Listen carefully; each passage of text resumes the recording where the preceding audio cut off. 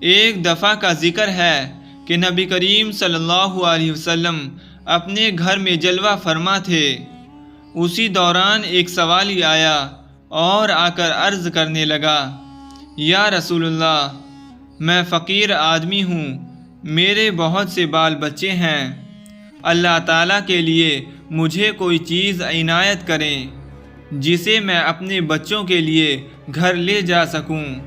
نبی کریم صلی اللہ علیہ وسلم نے اپنی زوجہ محترمہ حضرت عائشہ رضی اللہ تعالی عنہا سے فرمایا، عائشہ، دیکھو گھر میں کوئی چیز ہے تو اس سوالی کو دے دو۔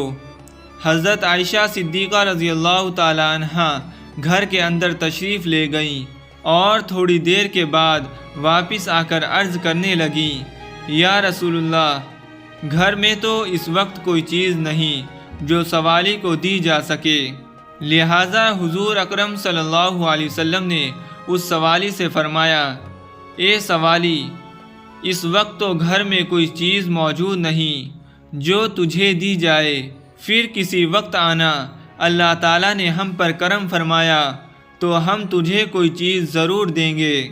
سوالی کہنے لگا، یا رسول اللہ، میرے بچے گھر میں میرا انتظار کر رہے ہوں گے، وہ آس لگائے بیٹھے ہوں گے کہ رسول اکرم صلی اللہ علیہ وسلم کی بارگاہ سے ہمیں کوئی نہ کوئی چیز مل ہی جائے گی، لہٰذا در نبوت سے میں اگر گھر خالی ہاتھ واپس گیا تو ان کی امید ٹوٹ جائے گی اور مجھے یہ اچھا نہیں لگتا۔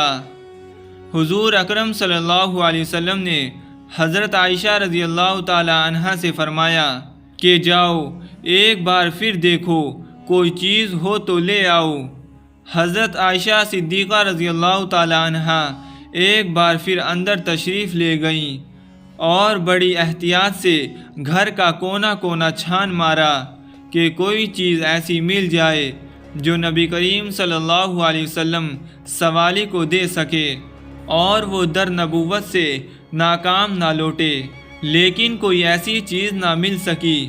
حضرت عائشہ رضی اللہ تعالی عنہا نے آ کر عرض کیا، یا رسول اللہ، قسم ہے اس ذات کی جس نے آپ کو سچا نبی بنا کر بھیجا، میں نے بڑی احتیاط سے گھر میں دیکھا مگر اس کھجور کی گٹھلی کے سوا گھر میں کوئی اور چیز نہیں ملی جو آپ صلی اللہ علیہ وسلم سوالی کو دے سکیں۔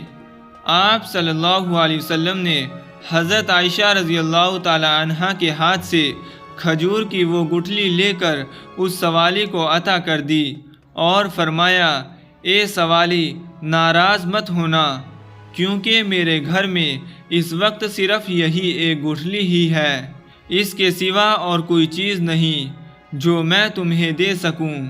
تو اس سوالی نے وہ گٹھلی لی اور گھر واپس چلا گیا۔ گھر جا کر اس نے کہا کہ اللہ کے نبی کے گھر میں بھی اس گٹھلی کے سوا کچھ نہیں جو آپ صلی اللہ علیہ وسلم ہمیں عنایت فرما دیتے۔ یہ سن کر وہ سب رونے لگے۔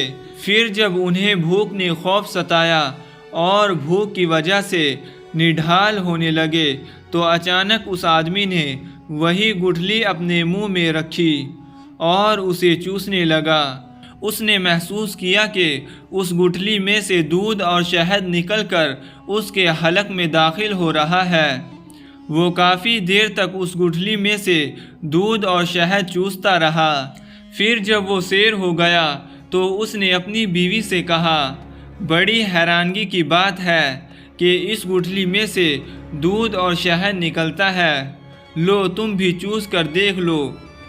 یہ کہہ کر اس نے گٹھلی اپنی بیوی کو دے دی۔ اس نے وہ گٹھلی منہ میں رکھی تو واقعی اس میں سے دودھ اور شہد نکلنے لگا۔ اس طرح جب وہ سیر ہو گئی تو باری باری سب گھر والوں نے اس گٹھلی کو چوس کر دودھ اور شہد سے اپنی بھوک مٹا لی اور اللہ تعالیٰ کا شکر ادا کیا۔ پھر انہوں نے اس گٹھلی کو تبرک سمجھ کر کہ یہ حضور صلی اللہ علیہ وسلم کے گھر سے حضور کے ہاتھ سے چھو کر آئی ہے، اسے کپڑے میں لپیٹ کر رکھ لیا۔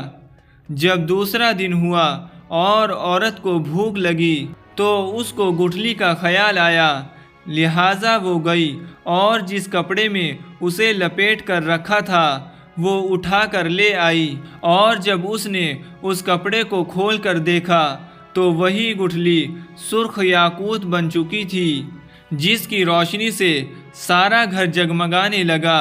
وہ بڑی حیران ہوئی۔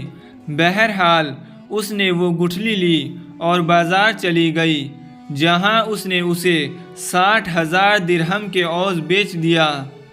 اس طرح نبی کریم صلی اللہ علیہ وسلم کی برکت سے ان کی بھوک بھی ختم ہو گئی اور افلاس و تنگی سے بھی وہ نجات پا گئے۔